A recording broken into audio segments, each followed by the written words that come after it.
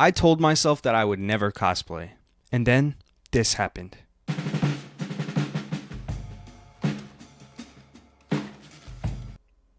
Welcome to Shiv Arts.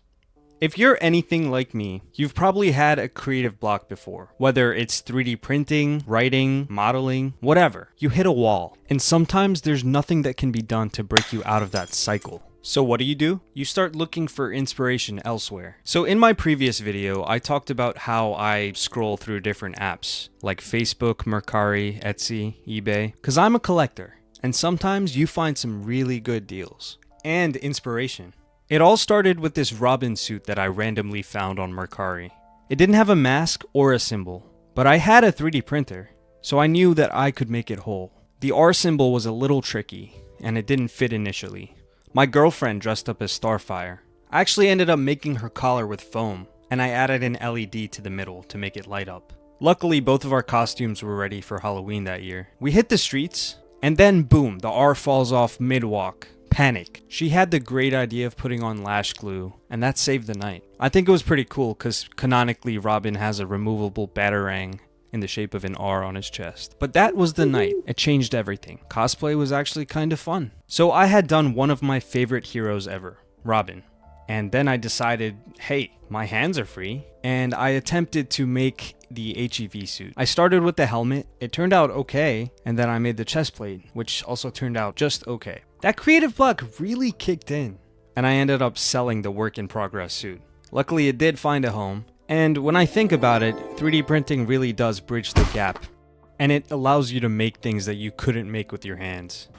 Nice. So I looked for a long time, and eventually I found the Mark IV suit from HalfLife 1 on Etsy. It was pretty tough to print and get it to fit, but I made it work. I finally got the suit assembled, and then I just needed to paint it and add lights. This was one of my proudest moments as a creator, and it showed me that I should never give up. I should always keep going and trust the process. And overall, this was a great way to develop my cosplay creating skills. Before this, I was never the biggest fan of cosplay. I would basically collect helmets, props, replicas, anything that wasn't a full costume. For a few reasons. I didn't have any space, I didn't know if I had the time, and I also didn't even know if I could do it. After having made this, I knew that I could step it up to the next level. And because of that, I decided I wanted to cosplay my favorite hero of all time, Batman. But the only problem was, which Batman should I choose? There are so many to choose from, it's unbelievable. Luckily, there was one helmet that I had already printed from Budwin on Thingiverse. The Flashpoint Paradox movie was iconic, so I knew I had to make that suit.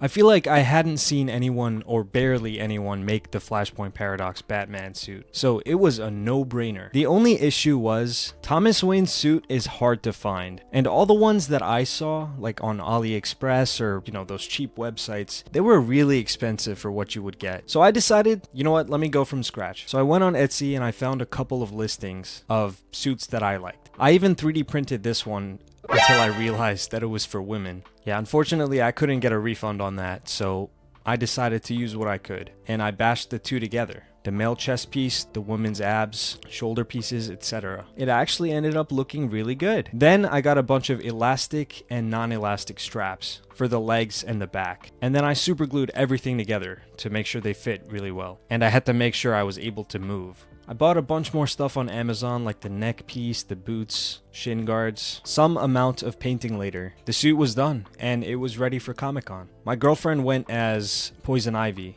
and I think overall it was a great success. We got a lot of compliments, and we got a lot of great photos in there. And overall, it ended up costing me around 300 bucks. And for this? Oh, totally worth it. Are we in the middle of the video and you still haven't subscribed? Wait, how did my chair get this close? Let me move back. If you made it this far, comment below what your favorite cosplay of mine is. Anyway, back to the video. Anyway, I ended up keeping that suit for a long time. But after that, I decided to take a step back from cosplay, and I decided to make this life-size Gordon Freeman. You can say hi. Huh? Might be a little camera shy. But after a long hiatus of creating cosplay, I decided I was ready to finally go back. And it's been sitting in the back this whole time.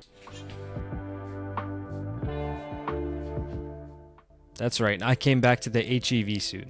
The first one was great. but I always preferred the look of the Half-Life 2 suit. I didn't want to do it like everyone else did. I remember scrolling through YouTube, Reddit, and seeing people's amazing foam cosplays. HEV suits were too popular, oversaturated even. So with my limited modeling knowledge, I decided to make my own. Just kidding. Right now I'm only confident in modeling helmets. So I went on Fiverr and commissioned the whole suit, with the commercial license and all rights to sell it. So in addition to being a cool suit, it also ended up being a nice stream of passive income, which helped me recoup the cost of the PLA that I get, and the cost of the Fiverr job. Also, quick tip, if you have a Bamboo Lab P1S, always get the cheapest PLA.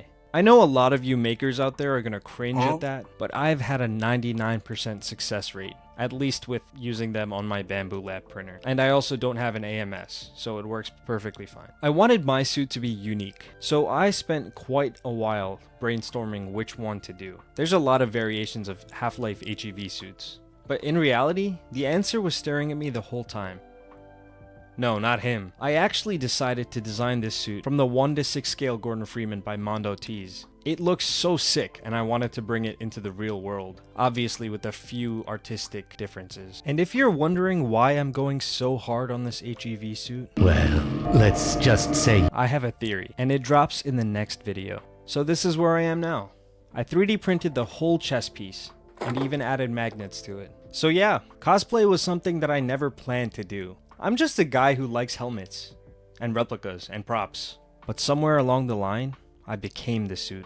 Whether you 3D print it, buy it, bash it, or even glue it together, if it makes you feel like a character you love, that's cosplay. If you enjoyed this, make sure to hit that like and subscribe button. I post build updates, daily shorts, and I'm always working on something wild. And if you ever hit creative block, just go on Fiverr.